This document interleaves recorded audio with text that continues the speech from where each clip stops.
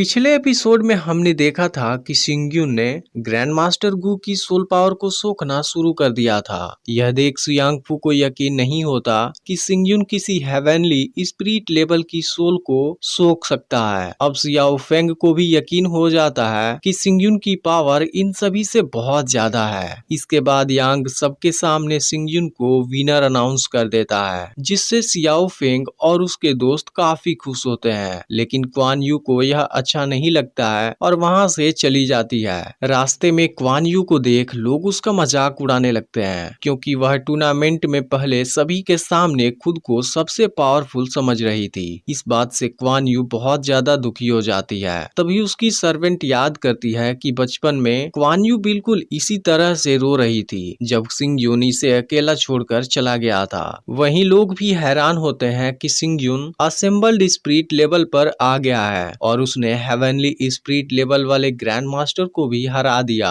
जिसकी पावर अब अर्थ स्पिरिट के बेसिक लेवल वाली हो गई है। तभी वहां सिंग्युन के लिए कांग फेंग, जियालान और जी यांग मार्शल हाउस के ग्रैंड मास्टर आ जाते हैं, लेकिन सब सिंग्युन के पास जाने से डर रहे होते हैं। इसलिए ग्रैंड मास्टर मो को सिंग्युन से बात करने भेजते हैं। अब मो अंदर जाता है, लेकिन यान उसे बाहर ही रोक देता है, क्योंकि सिंग्युन अभी रेस्ट कर रहा था। इसी बीच यांग ऊपर से होकर सिंग्युन से मिलने जाता है, जिसके दौरान उसका पैर एक ट्रैप के ऊपर पड़ जाता है। अब यांग चुपके से बैक विंडो से होकर अंदर जाता है, लेकिन सिंग्युन को उसके आने के बारे में पता चल जाता है, क्योंकि यांग ने आते समय ट्रैप को एक्टिवेट कर दिया था। यांग कहता है कि मैंने कंपटीशन साइट पर तुम्हें इनविटेशन भेजा था, पर तुमने वहां पूरी तरह नजरअंदाज कर दिया, इसलिए अब मुझे पर्सनली यहाँ आना पड़ा। तब सिंग्युन कहता है कि लिंग सियाओ मार्शल हाउस के रूल काफी स्ट्रिक्ट हैं, मुझे जो चाहिए आप उस चीज को नहीं दे पाएंगे। इस पर यांग उसकी जरूरत पूछता है। तब सिंग्युन कहता है कि मैं वहाँ का कोर डिसिपल बनना चाहता हूँ। यह सुनते ही यांग कहता है कि यह पॉसिबल नहीं है, क्योंकि एक यूनिक और सबसे टैलेंटेड कैंडिडेट ही कोर डिसिपल बन सकता है। तब सिंग्युन कहता है कि अगर ऐसा नहीं हो सकता तो आप जा सकते हैं। मो भी मुझसे मिलने के लिए बाहर इंतजार कर रहे हैं। अब यांग कुछ देर सोचता है और फाइनली रूल तोड़कर सिंग्युन को कोर डिसिपल बनाने के लिए रेडी हो जाता है। यह सुनते ही सिंग्युन काफी खुश हो जाता है। इसके बाद यांग उसे कोर डिसिपल बना देता है और उसका टोकन दे देता है। फिर यांग बताता है कि मैं तुम्हारी हेल्प के लिए किसी को भेजूंगा, लेकिन वहां जाने के बाद तुम्हें संभल कर रहना होगा, क्योंकि उस जगह पर बहुत से पावरफुल लोग हैं। इस बारे में पता चलने पर बाकी के तीनों ग्रैंड मास्टर परेशान हो जाते हैं, क्योंकि यह लोग भी सिंग्युन को अपने मार्शल हाउस में शामिल करना चाहते थे। तभी बाई कुछ जरूरी काम बताकर यहाँ से चला जाता है। फिर हम देखते हैं कि बाई किसी यंग मास्टर से मिलता है और उसे बताता है कि सिंग्युन का बैकग्राउंड बहुत ही सस्पिशियस है। मैं कुछ इन्फॉर्मेशन निकालना चाहता था, लेकिन अब वह पूरी तरह केयरफुल हो चुका है और उसे यांग ने रिक्रूट भी कर लिया है। जिस पर यंग मास्टर कहता है कि इसके लिए मेरे पास दूसरा तरीका है। वहीं सिंग्युन सोच रहा होता है कि अब मैं बहुत आसानी से लिंग सियाओ के पवेलियन में जा सकता हूँ और ल्यूसियान के फ्रोजन एनर्जी का कोई ट्रीटमेंट खोज सकता हूँ। तभी अचानक से यान डिनर लेकर अंदर आ जाता है, जहाँ हम देखते हैं कि दरवाजे पर लगा ट्रैप एक्टिवेट हो गया है। अब सिंग्युन समझ जाता है कि उसके सामने जो खड़ा है वह यान नहीं है, इसलिए वह पॉइजनस नीडल से उस पर अटैक करता है। लेकिन फिर यान जब सिंग्युन पर अटैक करता है तब उसकी मूव से सिंग्युन समझ जाता है कि यह असल में यान है, लेकिन इसे पूरी तरह से दूसरा कोई कंट्रोल कर रहा है। अब सिंग्युन खुद को बचाने लगता है, तभी उसे यांग के गर्दन के पीछे कुछ लगा हुआ नजर आता है और उसकी बनावट से सिंग्युन समझ जाता है कि यह काम टियान यान सेक्ट का है। अब सिंग्युन किसी तरह यांग को पॉइजनस नीडल से बेहोश करने में कामयाब हो जाता है, जिसके बाद टियान यान का यंग मास्टर यहाँ से चला जाता है। इसके कुछ समय बाद यान को होश आता है। फिर जब सिंग्युन उसे इंसिडेंट के बारे में बताता है तब यान तुरंत ही सिंग्युन से माफी मांगने लगता है। तब सिंग्युन उसे बताता है कि इसमें तुम्हारी कोई भी गलती नहीं है, तुम्हें टियान यान के माइंड कंट्रोलिंग डिवाइस से कंट्रोल किया जा रहा था, लेकिन टियान यान केवल उसे ही कंट्रोल कर सकता है जिसके दिल में किसी चीज को लेकर शक हो। तब यान एक्सेप्ट करता है कि मैं हमेशा से आपके सीक्रेट को जानना चाहता था। इसके बाद यान खुद को सजा देने के लिए खुद को मारने जाता है, लेकिन सिंग यून उसे रोक देता है। वह यान को पॉइजनस नीडल गिफ्ट करता है और कहता है कि मुझे तुम पर पूरा यकीन है। किसी अननोन चीज के बारे में जानना एक ह्यूमन नेचर है। मैं प्रॉमिस करता हूँ कि तुम्हें मार्शल आर्ट के हाईएस्ट लेवल पर ले जाऊंगा।